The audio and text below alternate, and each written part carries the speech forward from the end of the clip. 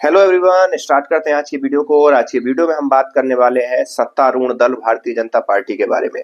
बात करना इसलिए भी जरूरी है क्योंकि हाल ही में हुए कुछ घटनाक्रम से ये लगता है कि भारतीय जनता पार्टी को कहीं नुकसान हुआ है।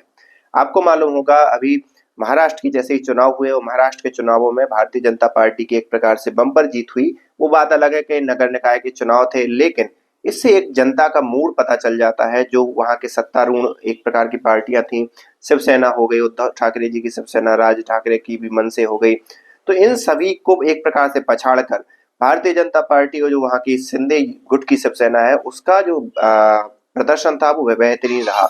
लेकिन अगर इसी क्रम में हम ये बात करें कि आखिरकार ये चीजें भारतीय जनता पार्टी के बाद, मतलब इस घटनाक्रम के बाद भारतीय जनता पार्टी के जो निर्णय है वो कैसे चीजों में बदलाव लाए, तो उसमें सबसे बड़ा निर्णय था यूजीसी का मुद्दा।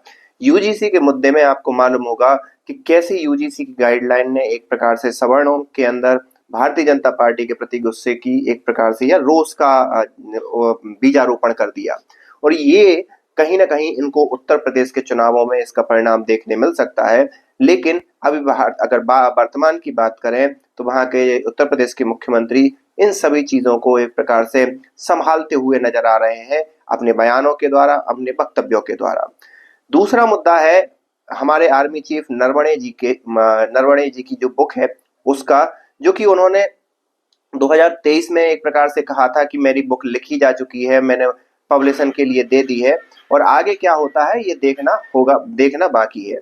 तो उस समय कर दी थी, लेकिन तब से लेकर अभी तक वो मुद्दा गरमाया हुआ है। और अभी मुद्दा इसलिए भी गरमा गया है क्योंकि उस पब्लिकेशन हाउस से या जहां से भी उस बुक की कुछ प्रतियां लीक हुई, उस प्रतियों में उनकी जो प्रति है उस बुक में ये दिखाया गया है कि कहीं ना कहीं चाइना ने भारत को एक डोमिनेट किया, जमीन कब्जाई, ये सारी चीजें कुछ उसमें चिन्हित है। पूरी किताब अभी लॉन्च तो नहीं हुई है, क्योंकि क्या होता है जब इस प्रकार के सेंसिटिव मुद्दों पर जब कोई किताब लिखता है आर्मी का अफसर, तो पहले वो जाती है हमारे गृह मंत्रालय पर, और गृह मंत्रालय जब वेरीफाई करता है उसके बाद वो चीजें पब्लिश होती हैं। लेकिन राहुल गांधी के पास कैसे किताब आई के कुछ पृष्ठ आए, ये तो एक अलग बात है। लेकिन हाल ही में ये वाला मुद्दा बना हुआ है। और तीसरा मुद्दा बना हुआ है यूएस और इंडिया का ट्रेड।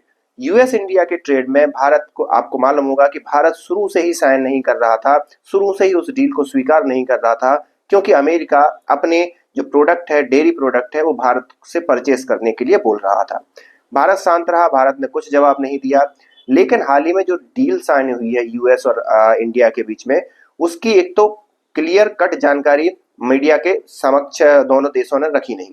अब बाद में क्या होता है कि अमेरिका अपनी जो एक प्रकार से मीडिया मशीन है उसके द्वारा ये प्रसारित करता है कि भारत $500 बिलियन अमेरिका में निवेश करेगा। कभी बोल देता है अमेरिका से उससे उतना सामान परचेस करेगा, और अलग अलग चीजों पे बात करता है। और साथ ही साथ ये भी चीजें निकलकर सामने आई कि कुछ कुछ डेयरी प्रोडक्ट जैसे सोयाबीन ऑयल हो गया और कुछ मतलब वाइन हो गई, तो इन पर, और जैसे ड्राई फ्रूट्स हो गए, इन पर भारत ने ड्यूटी कम की है। तो ये भी एक किसानों के बीच गुस्से का कारण है। क्या सही है क्या गलत है ये अभी किसी को नहीं पता। दूसरा, ये भी कहा जा रहा है कि रशियन ऑयल खरीदना बंद करेगा भारत, और वेनेजुएला से जो ऑयल है वो खरीदना स्टार्ट करेगा। तो उसमें भारत का रशियन ऑयल के रेफरेंस में तो एक वक्तव्य आया है कि मतलब भारत अपने जो ऑयल इंपोर्ट है उसको डाइवर्स करेगा। लेकिन इस डील के रेफरेंस में भारत का एक आधिकारिक बयान नहीं आया है। वहीं अमेरिका अपनी अपनी बात और अपनी अपनी दलील दे रहा है। तो उससे एक प्रकार से वैक्यूम क्रिएट हो रहा है, और जब वैक्यूम क्रिएट हो रहा है तो सीधी सी बात है, भारत की जनता, भारत के किसान और भारत के जो व्यापारी है उनमें असंतोष का भाव जागृत हो रहा है। और अगर भारतीय जनता पार्टी ने ये चीज बहुत जल्दी क्लियर नहीं की तो हो सकता है वो कहीं ना कहीं उसको नुकसानदेह हो सकती ही है।